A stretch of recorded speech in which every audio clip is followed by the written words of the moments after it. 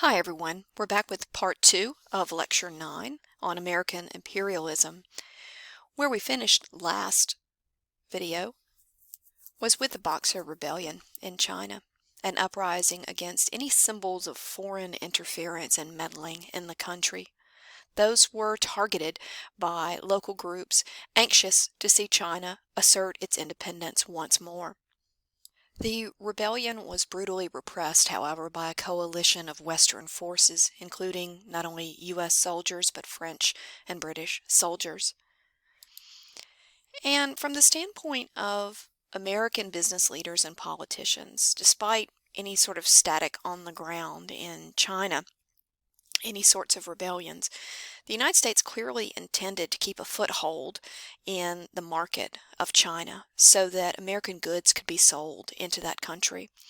To support this initiative, you'll see a series of letters penned by U.S. Secretary of State John Hay to the leaders of other imperial powers also in China at the moment. Hay essentially argued to the leaders of France and Britain and other countries, this is a huge market. Can we all agree that no one country should dominate trade with China, but instead that we will leave the door open, we will leave a place at the table for every country to trade freely in and out of China? They all agreed. It was becoming increasingly clear through the open door policy that U.S. foreign policy was now being shaped to a significant degree on the economic demands of the American marketplace. We'll also see that the United States will continue in its forcible acquisition of foreign territories throughout the Pacific Ocean during this period. For example, with the disruption and overthrow of Queen Liliuokalani's rule in the Hawaiian Islands in 1898, Guam the same year, Wake Island, all of these will have a significant amount of strategic importance to the U.S.'s naval operations across the globe. Coming back to the Western Hemisphere, I wanted to spend a few minutes talking about Cuban revolutionaries near the turn of the 20th century. The islands of Cuba and Puerto Rico were all that remained in the late 19th century of Spain's once almost entire domination of what we think of as Latin America today. So Spain has lost many of their former colonial holdings in the Western Hemisphere, and they were quite anxious to hold on to Cuba and Puerto Rico. However, we see a lot of agitation starting around 1895 with a massive revolt on the island of Cuba, a lot of agitation among the Cuban residents there to expel these foreign interlopers, to seize their independence, and to be able to finally steer their own destiny. Because Cuba is so close to the mainland United States, only about 90 miles off of the southern coast of Florida, the terrible conditions that Cubans were placed in by the Spanish authorities on that island were reported widely in American newspapers. The Cubans established, for example, virtual concentration camps for those that participated in the rebellion on the island, denied of adequate food, sanitation, and water. Perhaps as many as 200,000 Cuban civilians perished at the hands of Spanish authorities on the island. Many Americans sympathize with the plight of the Cubans, who seem to be fighting for their independence from a cruel colonial power, something that brought to mind our own ancestors' actions fighting against the British during the American Revolution. However, at the time, the president, Grover Cleveland, was a staunch isolationist, and he was unwilling to become involved in events on Cuba. Once William McKinley came into the office of the president in 1897, though, he quickly denounced the Spanish for their actions, hoping to bring an end to the slaughter. Spain stubbornly refused to relinquish control of the island, however, to the native Cubans. And we'll see that Cuban rebels will continue to demand and agitate for full independence. When riots broke out in the city of Havana in late 1897, President McKinley, in order to protect U.S. citizens living in Cuba, sent the battleship, the USS Maine, down to the island nation. From that point on, two events occurred which led the U.S. to war. The first was the interception of a letter from a Spanish minister in Washington, D.C., in which he was basically smack-talking President McKinley. He called him, quote, a cheap politician, unquote. And Americans didn't respond well to this type of harsh talk towards the president. But it was the second event, a tragedy that unfolded on the evening of February 15th, 1898, when the battleship Maine exploded in Havana Harbor, killing 260 U.S. soldiers. It was this event that really began to tip the scales in favor of war among the American population. Although later investigations revealed it was a malfunctioning boiler that was to blame for the explosion, at the time, Americans became convinced that the Spanish had planted a mine to explode under the vessel, massacring innocent American sailors. Cries of "Remember the Maine" blanketed newspaper headlines around the country, and on March 18, 1898, Congress responded to the clamor for war by authorizing a mobilization of U.S. forces. McKinley offered Spain an opportunity to avoid direct confrontation with the United States, but Spain would not agree to all of the conditions. Most notably, Spain was simply not going to let go of the island of Cuba. So by the end of April 1898, both countries were formally at war. The fighting itself did not last long, however. In a series of stunning naval victories, Commodore George Dewey decimated the Spanish fleet in the Pacific Ocean at Manila Bay in the Philippines. The Philippines were a Spanish colony in the Pacific. Apparently, all the money the United States government had recently been sinking into shipbuilding paid off. There were land battles to be fought as well during the war, and here's where things didn't go quite as smoothly. Unlike the Navy, which was well prepared for the outbreak of the Spanish-American War, the U.S. Army at the time consisted of only 26,000 troops, most of whom had no combat experience.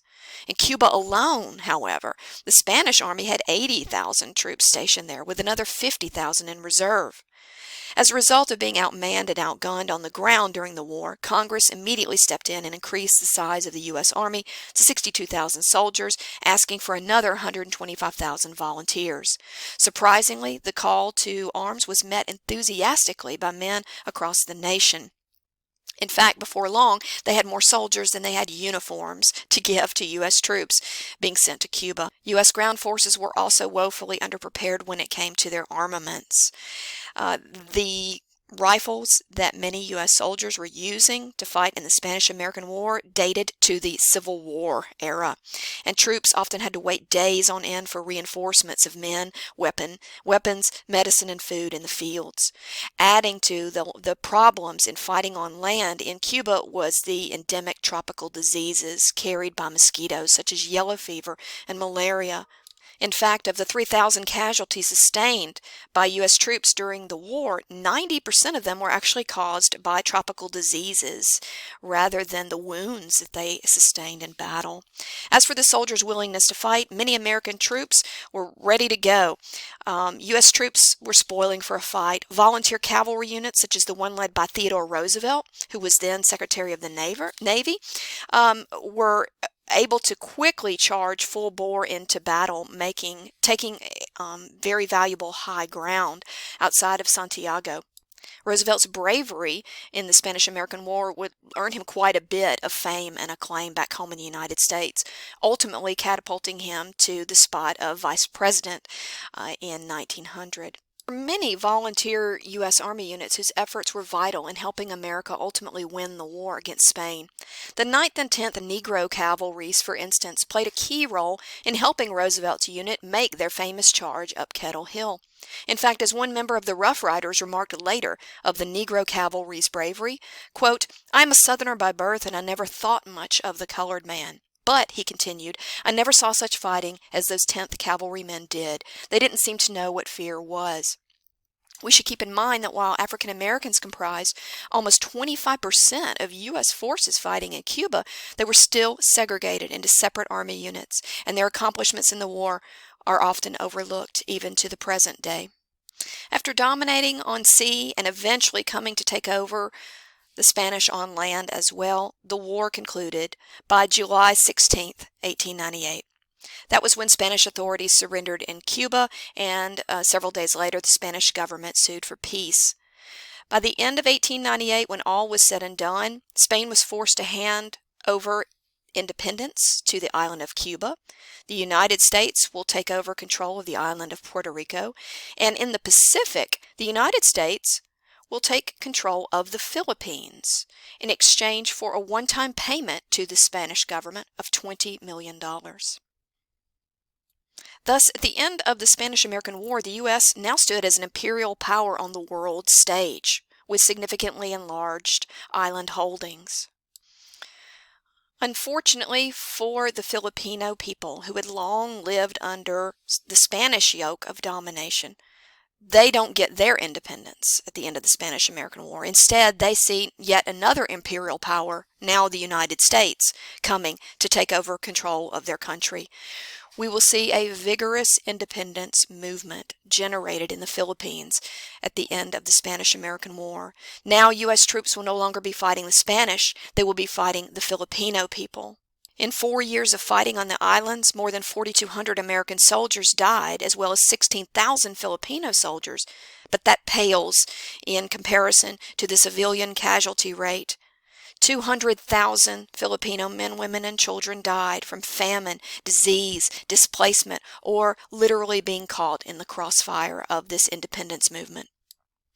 Moreover, as newspaper reports of the deaths of tens of thousands of native Filipinos trickled in, many Americans were forced to face the harsh reality that they now filled the role once inhabited by the Spanish, that America had now become the cruel foreign oppressor. For expansionists, though, the Spanish-American War was a dream come true. The nation had significantly extended its reach overseas and had attained glory, they believed, as an international power. The so-called Splendid Little War, as it became known during the period, had a tremendous psychological effect on the nation. The relative ease with which the United States defeated a once powerful enemy signaled to some people that it was now the United States' destiny to continue expanding overseas.